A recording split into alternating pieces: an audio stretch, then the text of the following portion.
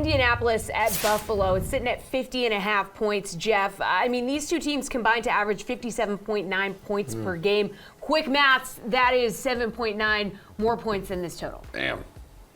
Luckily, you were doing the math there. Thank I would God. still be struggling with it. I'm more inclined to go over here. I think Indy, you have to give some credit to what their offense has done.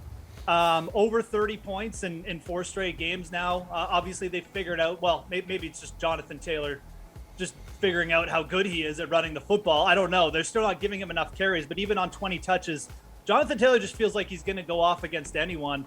So we're not really scared about that. I mean, I think that, with Josh Allen and the Buffalo O-line as well playing better now, and Steph Diggs, and mainly the other side of the ball is like, how is Indy going to stop Buffalo? I mean, they don't really have the greatest pass rush, and their secondary isn't going to stop Steph Diggs. So I don't see Buffalo necessarily getting pinned down. Like we said, Indianapolis, maybe they're not winning enough games, but like their offense has been almost impossible to start. I'm actually surprised this one didn't open higher. I think at 50 points, you do lean over here.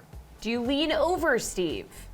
I think this is another under here. The thing with the Colts is that you see that they've scored 30 points in 3 of their last 4 games, and then they posted 23 against the Jaguars.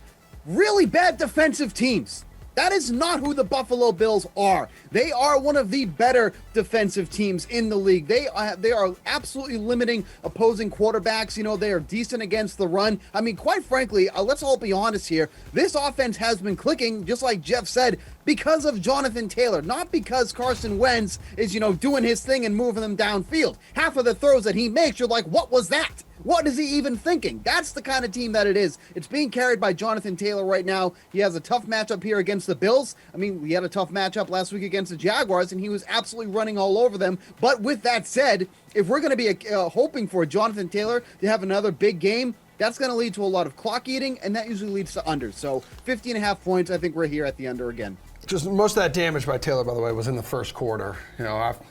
Really, okay, we what that has get to do with it. anything. You're a Jags Well, you're just homer. talking about how he ran over the Jags. Relax. It's just one quarter. Really. Okay, Pearce, 1 for the over, 1 for the under. Break the tie. Such a Jaguars apologist. It will never end.